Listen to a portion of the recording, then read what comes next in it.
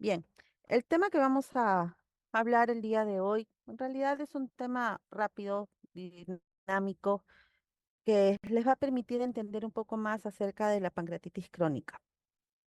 Para hablar de la pancreatitis crónica tenemos que hablar fisiológicamente de qué consiste la función pancreática, ¿no? Todos conocemos que el páncreas es un órgano que tiene tanto funciones endocrinas y exocrinas, en los cuales tiene comunicación tanto con el conducto biliar, que tiene una parte intrapancreática, y el conducto de Wilson, que tiene los acinos pancreáticos, que son las células productoras de las enzimas digestivas y del bicarbonato, que van a facilitar la digestión.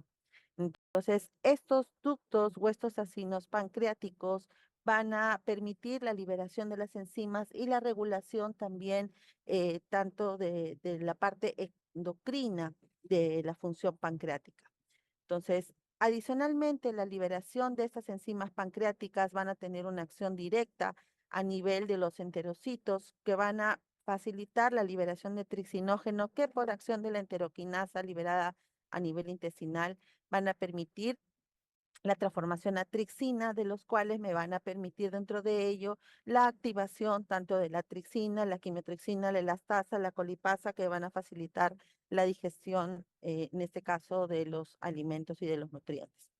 Entonces, por definición, la pancreatitis crónica es una enfermedad crónica, progresiva e irreversible. Eso es un concepto que tienen que tener bien en claro, porque una vez que el tejido pancreático ya está dañado, está fibrosado, está atrofiado, ya no va a recuperar su función y va a depender de qué tanto compromiso, de qué tanta atrofia tenga para saber si es que va a haber un daño o un compromiso de su función endocrina o exocrina.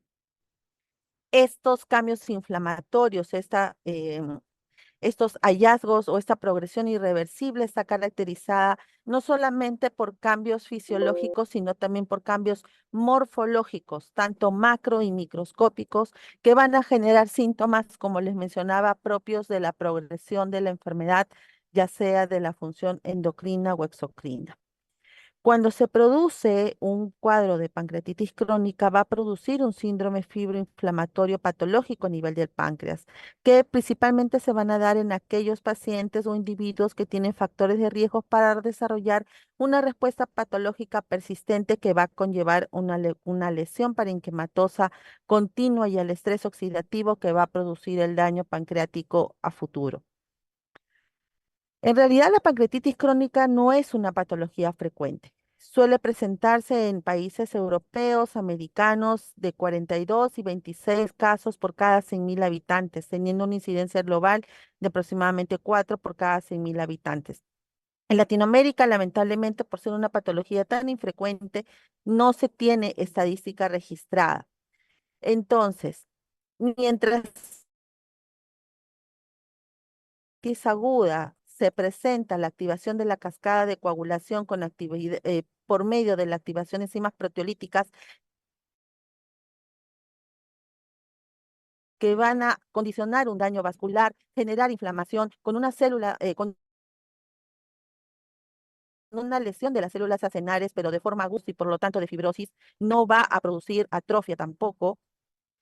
En el caso de la pancreatitis crónica, lo que se va a producir de acuerdo a la etiología, ya sea por el etanol, por una agresión oxidativa, va a producir una lesión directamente a nivel de los acinos pancreáticos con una inflamación persistente.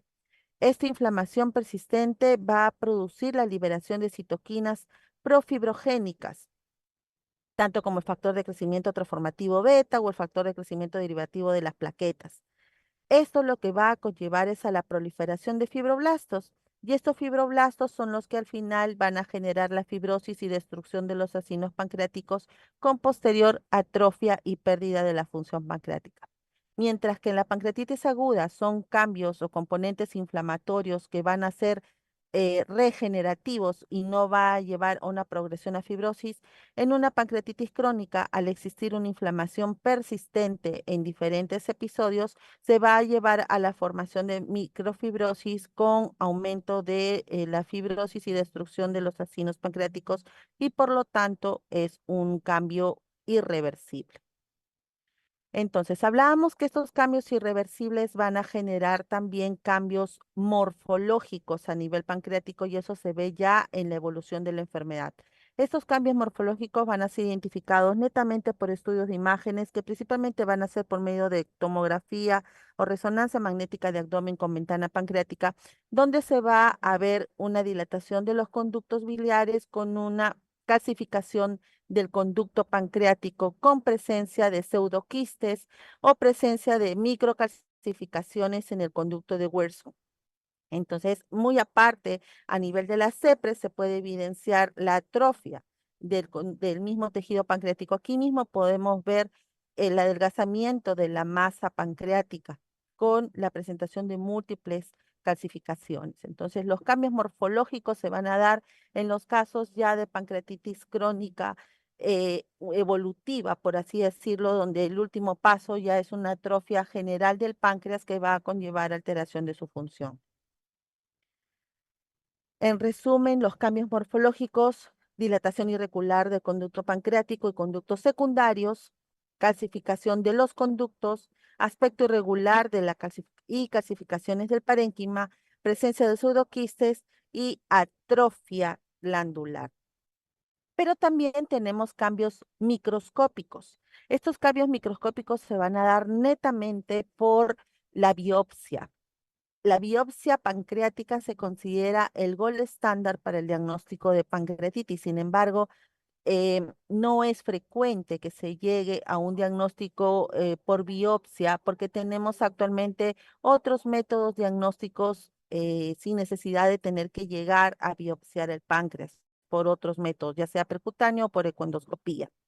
Los cambios microscópicos están determinados por una triada diagnóstica que se determina como fibrosis intersticial, atrofia con pérdida de los acinos pancreáticos. Acá se ve una destrucción completa y un infiltrado crónico mononuclear que está en toda la periferia y eso es lo que va a condicionar la destrucción y la pérdida de las funciones tanto endocrina como exocrina. Todos estos cambios inflamatorios, fibróticos a nivel del parénquima pancreático van a conllevar a cambios también a nivel de los ductos, tanto a nivel de la estenosis del colédoco, estenosis del duodeno, también por el mismo compromiso inflamatorio. Hay una estenosis incluso del colon transverso que puede llevar por este mismo componente inflamatorio la trombosis de la vena esplénica y pseudoaneurismas arteriales. Estos se consideran como complicaciones, mas no son criterios diagnósticos. Ojo con eso. Solo esto lo vemos en los cuadros agudos. Recuerden que las pancreatitis crónicas muchas veces se manifiestan como eventos agudos de pancreatitis. Son pacientes que acuden a la atención o a la emergencia por tener un episodio de una pancreatitis aguda, pero cuando uno hace una anamnesis o evalúa la evolución de la enfermedad, el mismo paciente nos manifiesta que ya ha tenido episodios similares de dolor de formas reiterativas o que ya ha tenido episodios previos de pancreatitis agudas, ¿no? Y estas pancreatitis agudas a repetición ya se hacen criterios para pancreatitis crónica, que vamos a tener los criterios morfológicos, imagenológicos o histológicos, que son los que hemos mencionado. La etiología a la cabeza de la pancreatitis crónica es el alcohol. El 90 al 95% de los pacientes con pancreatitis crónica está asociado a una enfermedad alcohólica crónica. Menos frecuente a una pancreatitis crónica tropical, obstructiva, autoinmune o miscelánea. De acuerdo a la etiología, vamos a ver el mecanismo fisiopatológico que se produce para llegar a esta fibrosis persistente con atrofia glandular. Vemos que cuando hay una etiología de alcohol o cigarrillo, se va a dar este daño principalmente por estrés oxidativo.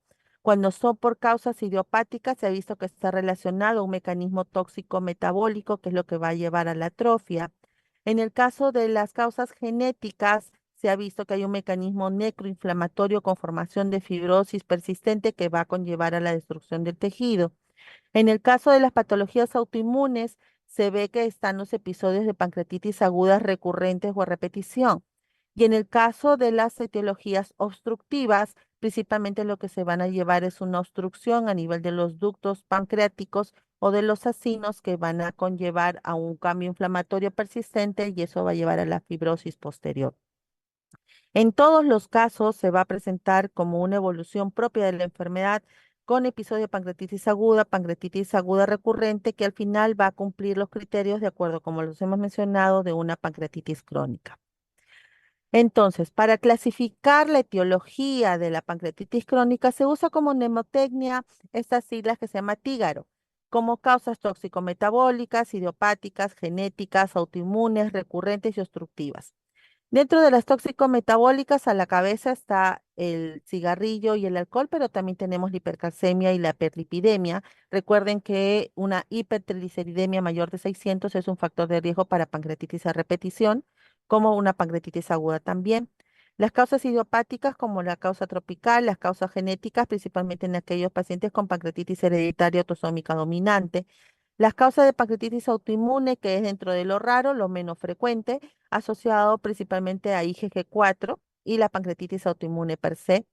Y las causas recurrentes en aquellos pacientes que ya tienen un alcoholismo crónico, que han sido sometidos a radioterapia, diabéticos o en los casos obstructivos, ya sea por tumores benignos como el páncreas divisum o por tumores malignos o por ampulomas o carcinoma duodenal.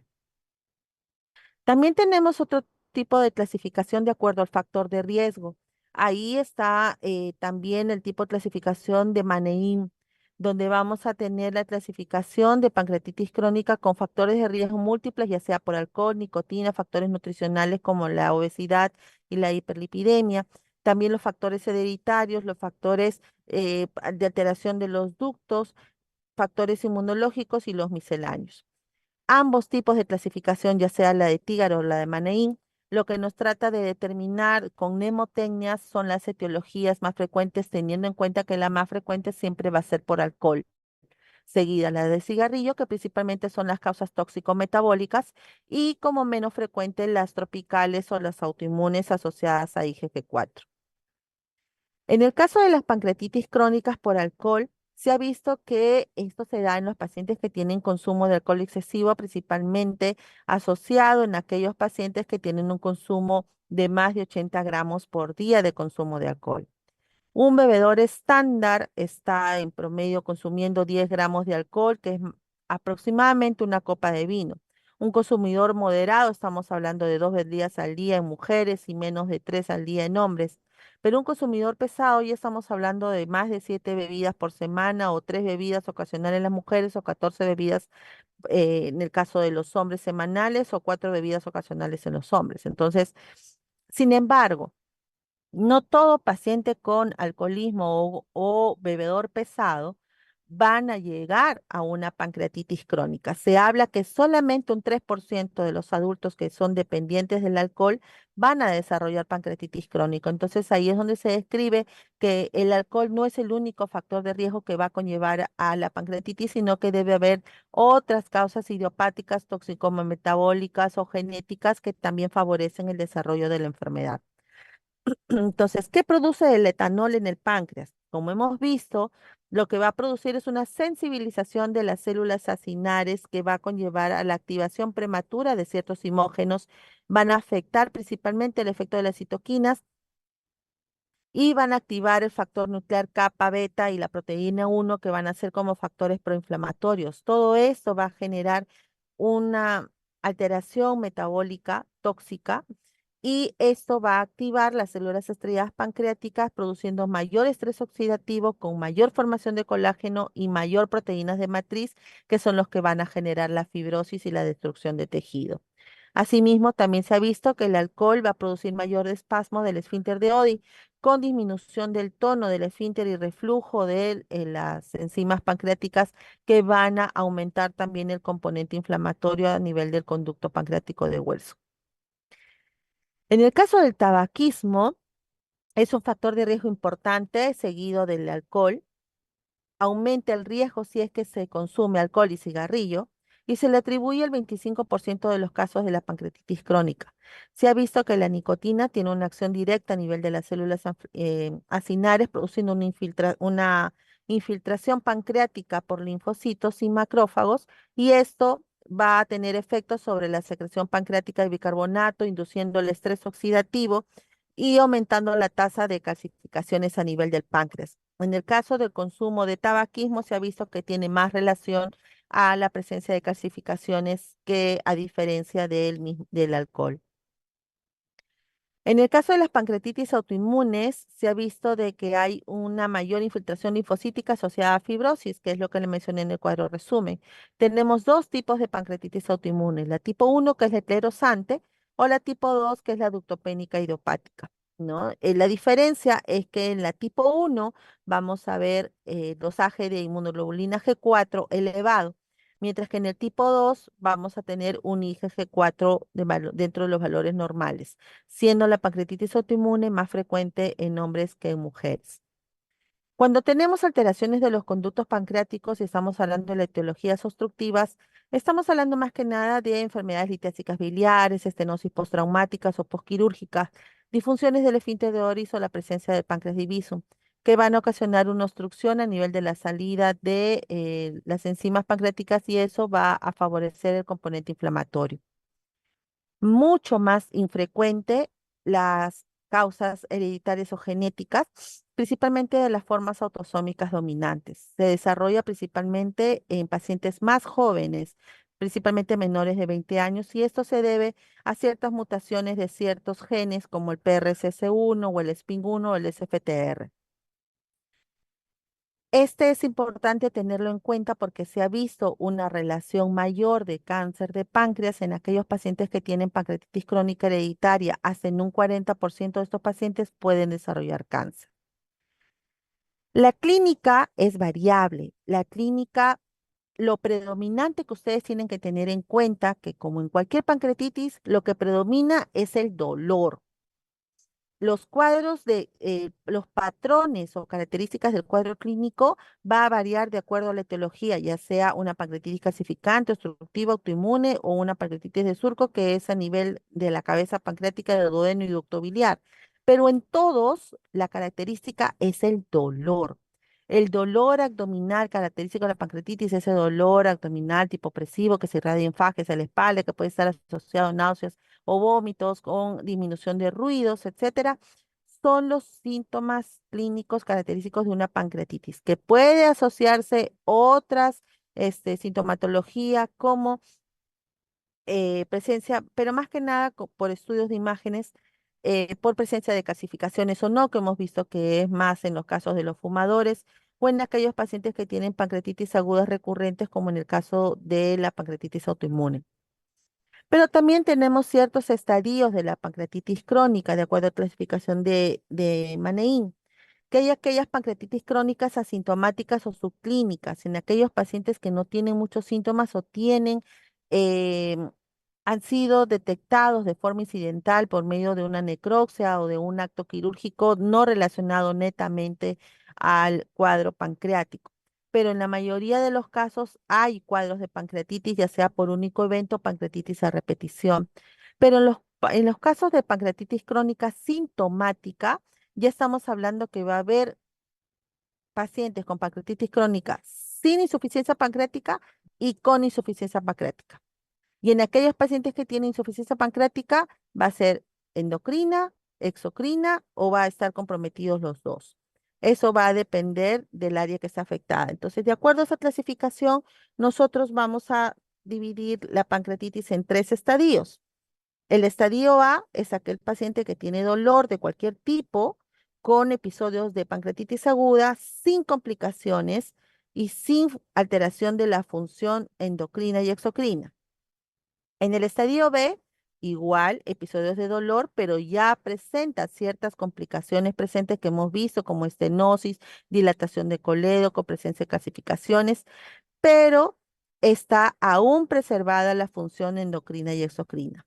Y en el estadio C ya se ha visto que está alterado todo. Hay dolor, clínica de pancreatitis con complicaciones presentes, y ya hay alteración tanto de la función endocrina cuando es solo endocrina C1, cuando es exocrina alterada C2 y cuando ya está ambas funciones alteradas es ya un estadio C3, que es el más avanzado y donde me habla ya de una insuficiencia pancreática ya más severa. La insuficiencia pancreática se define como la cantidad de enzimas pancreáticas que están por debajo del lumen intestinal de una digestión de mínimo de un 10%. Al inicio está compensado por la amilasa, por la lipasa gástrica y lingual, que más o menos nos dan el 30% de la actividad lipolítica.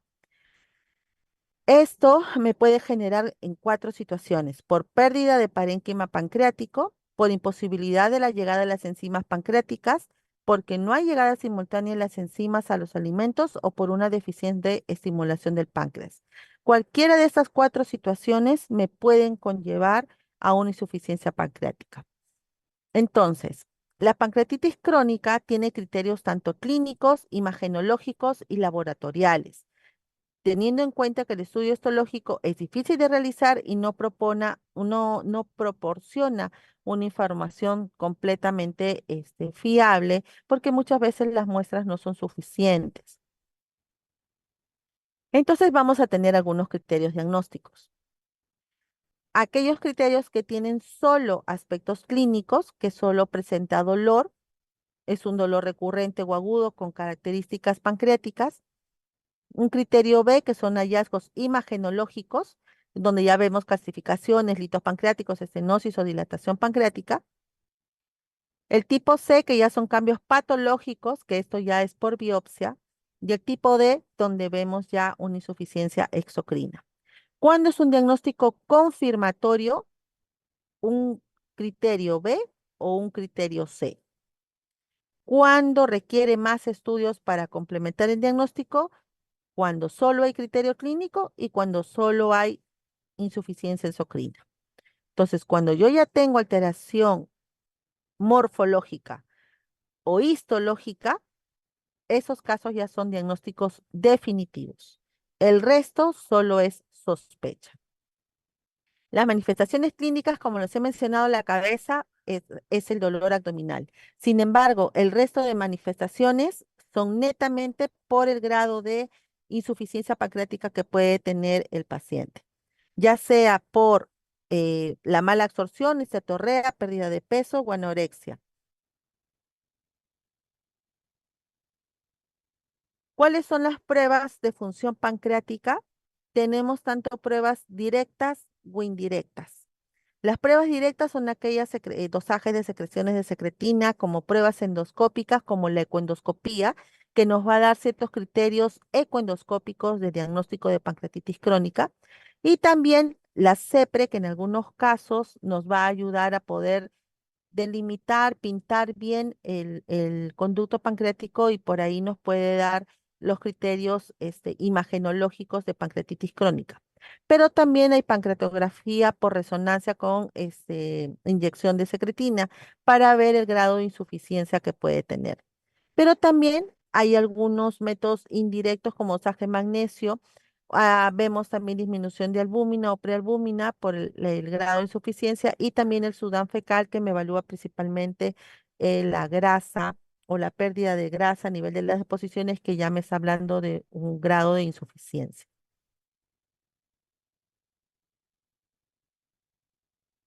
De todos los métodos, digamos, indirectos de insuficiencia pancreática, el que tiene mayor sensibilidad para evaluar la insuficiencia exocrina es la elastasa fecal. Se habla que la elastasa fecal menos de 200 ya es un criterio de insuficiencia pancreática exocrina y ya va a requerir tratamiento para tal. El resto de evaluaciones, tanto el Sudán o la activación de quimiocrixina o el test de aliento para evaluación de insuficiencia, puede tener mayor sensibilidad mientras más severa sea la insuficiencia pancreática.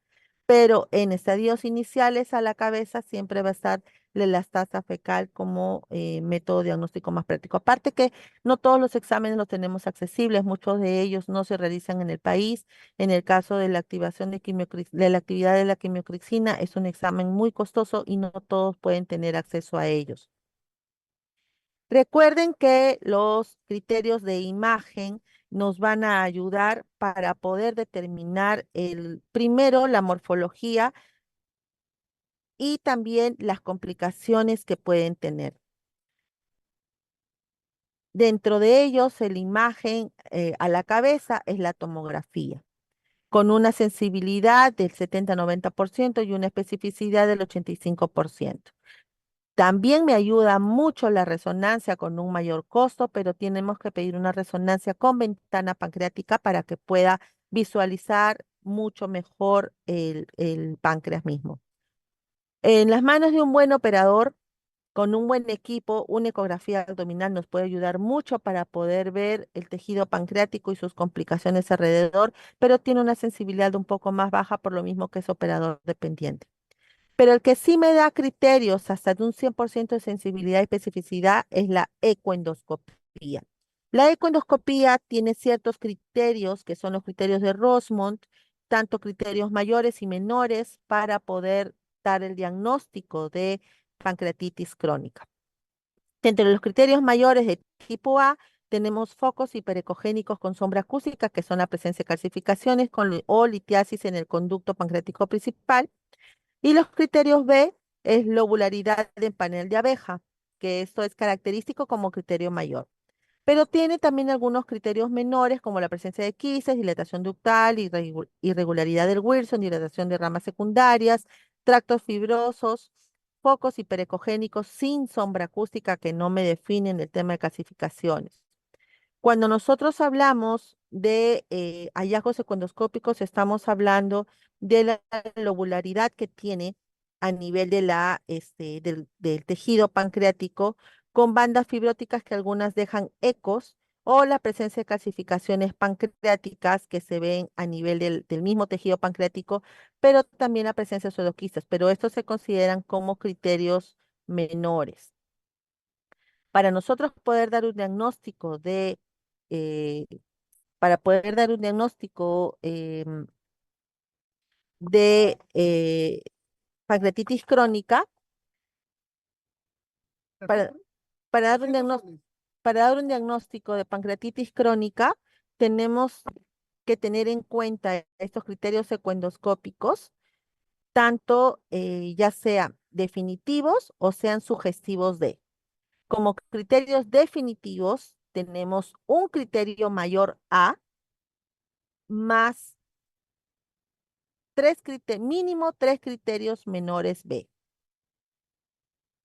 o un criterio mayor A más un criterio mayor B, o dos criterios mayores A. Entonces, si nosotros volvemos aquí, para yo tener un diagnóstico definitivo de pancreatitis crónica es un criterio mayor A más tres criterios menores, o un criterio o los dos criterios mayores de tipo A. Con estos dos criterios mayores de tipo A, me va a dar un diagnóstico definitivo de pancreatitis crónica.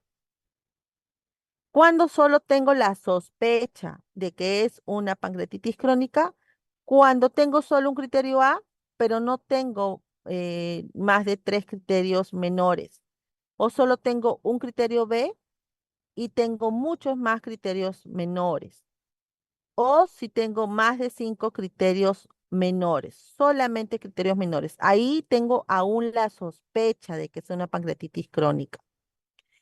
Cuando tengo un diagnóstico indeterminado, cuando solamente detecto tres a cuatro criterios menores sin ningún criterio mayor, y el criterio mayor ve solo o con menos de tres criterios menores. Entonces, en estos casos, cuando hay esta sospecha, muchas veces lo que solicitamos es una biopsia. Y como tenemos el examen de la ecoendoscopía, con ello podemos hacer una biopsia por punción, que es lo que va a facilitar la toma de muestra. En el caso del tratamiento, el tratamiento directamente está enfocado en minimizar la secreción pancreática buscando el reposo del órgano como en cualquier episodio de una pancreatitis aguda. Lo que hacemos es manejar el cuadro agudo inflamatorio como cualquier pancreatitis, pero tratamos a futuro las complicaciones que se hayan podido detectar como evoluciones propias de la enfermedad. A la cabeza, la modificación del estilo de vida. Si la causa es por alcohol, evitar tomar alcohol, evitar fumar, las comidas, evitar el consumo de grasas. Control del dolor, que muchas veces pueden ser por las causas obstructivas, que a veces tienen que llegar a manejos quirúrgicos. La analgesia es muy importante, que incluso en algunos casos pueden llegar a manejo con opioides potentes. Pero el tratamiento de fondo al final va a llegar a tratar de tener terapia de reemplazo con enzimas pancreáticas para suplir esa insuficiencia pancreática a la que ha llevado esta pancreatitis crónica. La terapia antioxidante también ayuda para esa insuficiencia, principalmente para la administración de vitamina C, selenio, vitamina E, como antioxidantes complementarios para mejorar la digestión, porque ya no hay mucha producción de enzimas pancreáticas. Y en el caso que tengamos calcificaciones, obstrucciones del conducto, que tengamos estenosis o presencia de cálculos, ahí lo que se indica es la terapia endoscópica por medio de una CEPRE y en el caso de estenosis, la dilatación endoscópica, en algunos casos con colocación de stent a nivel del conducto pancreático. Solamente llegan a las cirugías aquellos pacientes que fallan a la terapia médica y a la terapia endoscópica, principalmente a la terapia endoscópica, y en aquellos pacientes cuyas causas son las causas obstructivas. Entonces, en aquellos pacientes que sabemos que tienen cierto polimorfismo, sospechamos que tiene pancreatitis crónica, estos pacientes tienen que predominar el cuadro clínico de dolor si es que tiene asociado la insuficiencia exocrina o endocrina. Entonces, cuando tenemos una pancreatitis crónica, la imagen es nuestro siguiente paso, ya sea por tomografía o por resonancia. Si esto tiene imágenes o criterios establecidos de pancreatitis crónica, se considera como una pancreatitis crónica, ya sea por ecoendoscopía o por CEPRE o como paso final el hallazgo histológico y se trata como tal de acuerdo al grado de insuficiencia que tenga. Pero si no tengo, digamos, datos claros, este paciente va a quedar como una sospecha y lo único que va a tener que continuar es con seguimientos, con observación, hasta que tengamos criterios mayores o criterios mayores con suma de menores definidos para catalogarlo como tal. Bien, chicos, ¿alguna pregunta?